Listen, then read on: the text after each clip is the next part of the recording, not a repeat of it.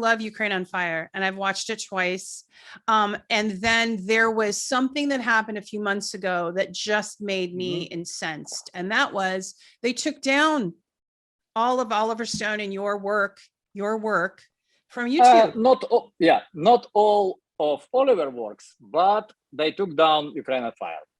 And that was crazy because what about Ukraine Rising and the other one? No, Revealing Ukraine was not affected. It's so strange. Okay. What I understand is somebody in Ukraine was complaining about this. So you know the film is anti-Ukrainian. Let's take that down. Film was around from 2016. Come on. So it's practically everywhere. YouTube is only one, and we post that copy. This is not our main source of distribution. Our main source is Amazon. After that, the Apple TV. After that, all other outlets. And only in YouTube, it's just a copy for people who have no money to pay, but they want to see the film. So we posted it on YouTube, and people watch it for free. We not monetize the film. We make it free for and then at the time when they take down, it was 400,000 of view and 5,000 comments. So a level of engagement was very much big, and the ratio of liking, disliking was like, if you just reading. When I have a bad mood, I'm going to YouTube and I'm reading comments from people who is, of course, is the people who threaten me like a blah blah blah Russian propaganda. Come on, I used to that. I'm used to that from the beginning. I don't care. If you film in the Putin, you already a Putin agent. If you film in Russia, you is a Russian citizen, etc., etc., etc. And they pay you, of course, but no 1 cent come. Anyway, so they take down film. We complain, and after that, they restore it. They delete it, and they accuse that the acquisition was so bad. So they show like some kind of violent criminal organization. I said, what a violent criminal organization? Ukrainian army or paramilitary? Probably yes, but this is a documentary, and this documentary awarded. We won the Grand Prix in 2016 in Taormina Film Festival and other awards. So we released it everywhere. It was everywhere. 2016, Ukrainian embassy in Paris, they write a letter to company Canal Plus, who carry us on a Canal Plus, some kind of planet, and they complain. So this anti-Ukrainian movie, do not show it. They said, oh, sorry, this is not up to you to decide. We decided if you're going to complain more, we're going to just rotate it more. They stop. Yeah, this French position was very clever. Well, now the audience can find it on Rumble, right? Yes, we immediately posted on Rumble. Rumble CEO called me. That's friends come, and thanks to Glenn Greenwald who jumped and on this. And Oliver asked me, "Is this real? They take down the film?" I said, "Yeah." Oh my bastards! So friends come, and we make a big splash. We now have like a 2.8 million view on a Rumble. Wow! And a great like more than 2,000 comments. People discussing this. This is a movie from 2016. Yeah. And the other movie also were doing great. Other movie it's another drama because the sequel of Ukraine on Fire, called Revealing Ukraine, was released 2019. We love Italian public. We did it in Taormina again.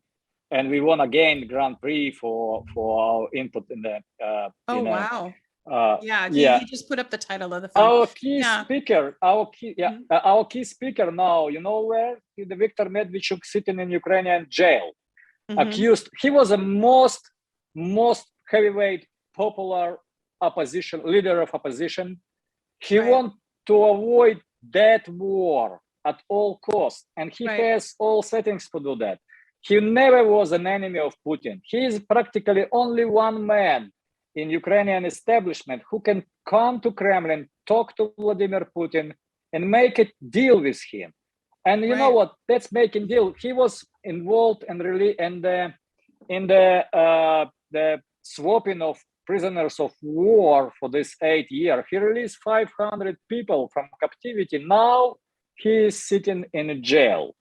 So they captured him because he was declined to leave Ukraine. He want to be with his country. He want something better for his country. And when a war coming, they accuse him to be high treason. And what a high treason was? What high treason was?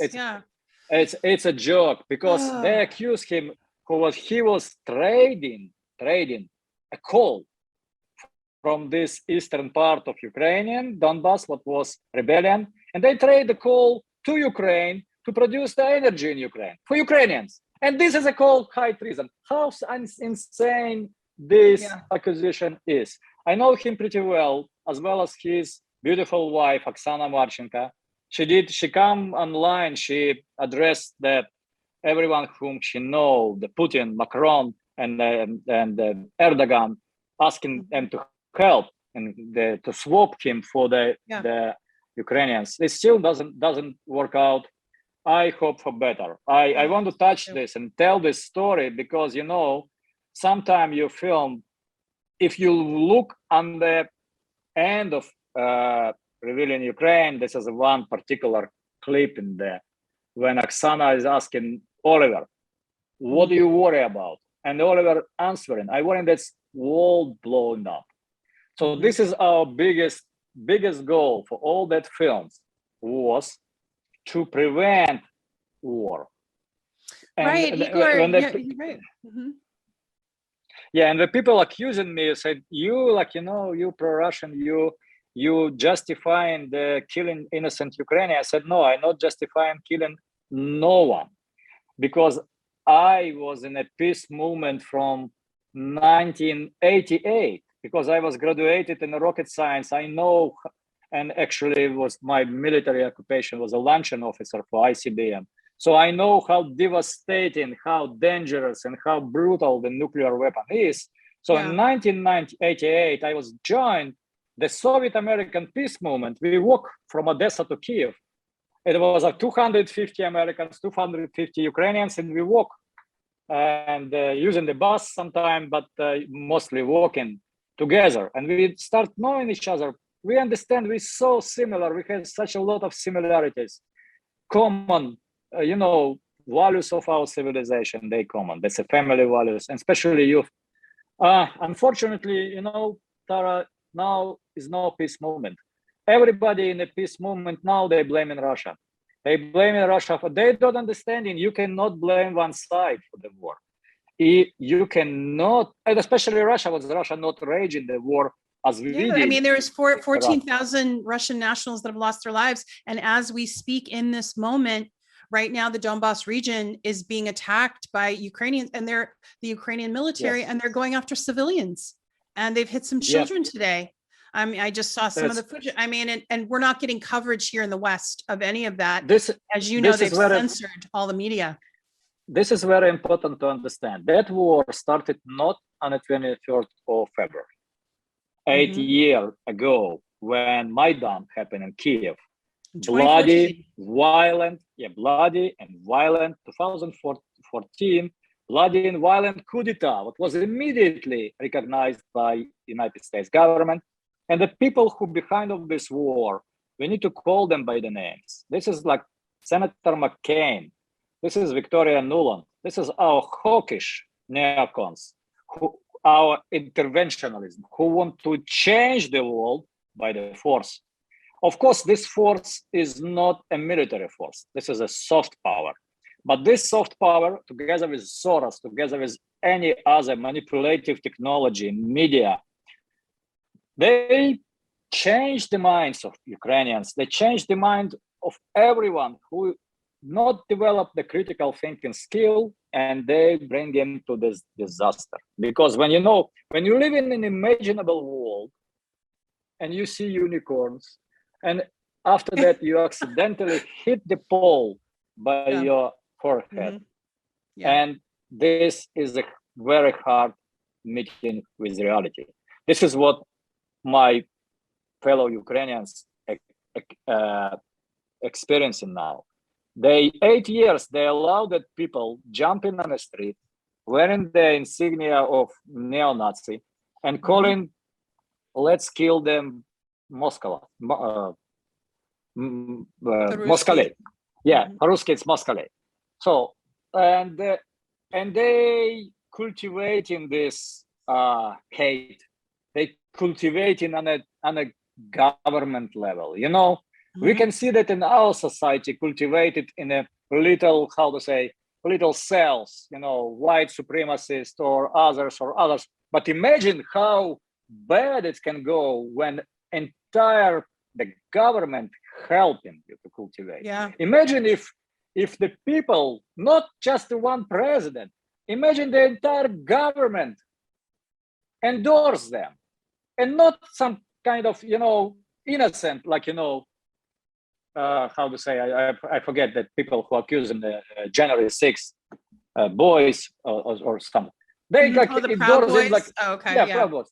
Yeah, they endorse it like a people on the level of Ku Klux Klan, KKK, people who hanging people who killing, who torturing, and after that they say no, it's no Nazi in Ukraine. No, of course not, because you know that there's no Nazi in government.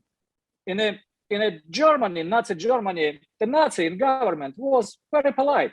That was a politician who allowed that, who enabled that, and that people who were in the brown uniform and who go and beat, who go and kill, who go and torture. That was a storm brigade of Adolf Hitler and the Rommel and or others. They was, of course, on the streets. They was working on the streets. That's exactly what's happening in Ukraine. No, Ukrainian nationalists, Nazi, do not sit in parliament, of course. And when people complaining that Zelensky is a Jewish, how he can be Nazi? Yes, he can, because in the Nazi Germany, that was a lot of examples. Who was a national Jew?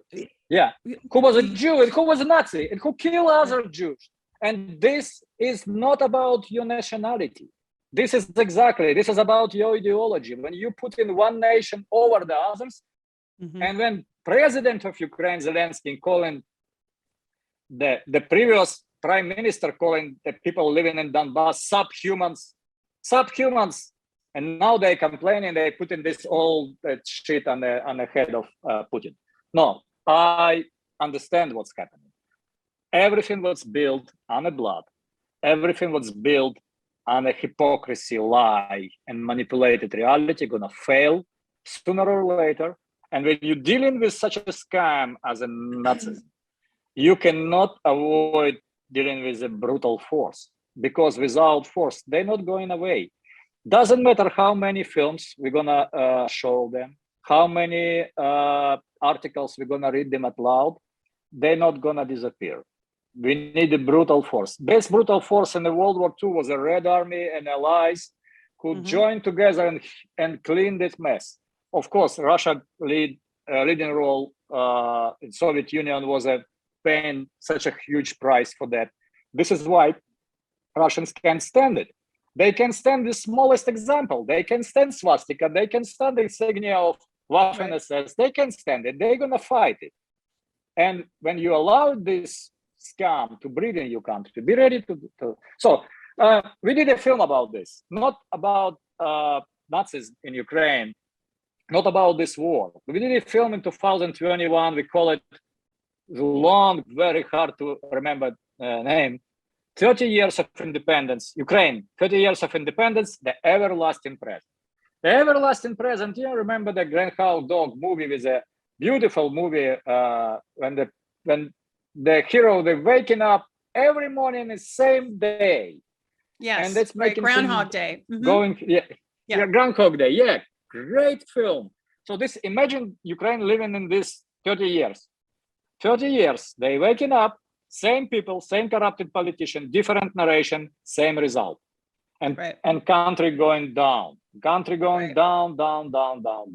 It's the poorest country in Europe. It's the biggest country in Europe. Yeah, most corrupt country. And you know, on the level of exodus, that for this last 8 years, I know numbers for 6 million people leave Ukraine, 6 million, by million in a year, just without war, without any war. Like, it was a war on the East, but overall, 1 million per year in Europe. This is a huge, this is a disaster. People was leaving Ukraine, they don't want to live this life. So we make the film. It was very sad because, you know, that was already in the air. We released it in a rush. We make it like for 45 days. Unbelievable timing for me. Usually we work more than a year on a film. Right. This time it was 45 days. We managed access to ex-president of Ukraine, Viktor Yushchenko, who was first person who flipped to the West. In 2000, he was elected president. In 2004, he resigned, and with 2004 he was elected president, and it was a disaster. That the president who gave the status of hero, national hero, to Stepan Bandera, whom everybody know, he was an open collaborator with Nazi regime. He was a Nazi. And that guy, President Yushchenko, you can see him in the film. He gave him a status of hero. We managed to access to two prime ministers of Ukraine from different political spectrum, and a couple of powerful figures in the government, the Minister of Economy, etc., etc. And we bring it all together and we show it.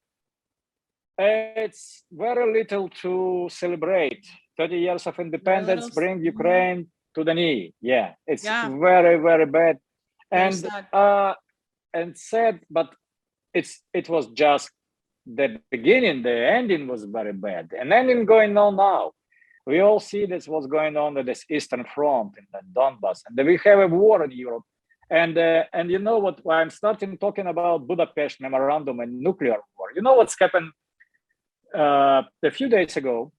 Radoslav Sikorski, who was a foreign minister of Poland at the time of Maidan, and who was signatory on that peace agreement on the 18th of February 2014. And he now come on a Ukrainian, he is representing Poland in European Union. He's working for European Union government. And he come to Ukrainian television and tell to the audience, so after Budapest Memorandum was failed, we maybe West need to gift Ukrainians nukes back. Tara, you just imagine this. Wow. These people without nukes. So you practically he said, let's give him the nuclear weapon to that people who want to fight. So let's ignite that nuclear war in Europe.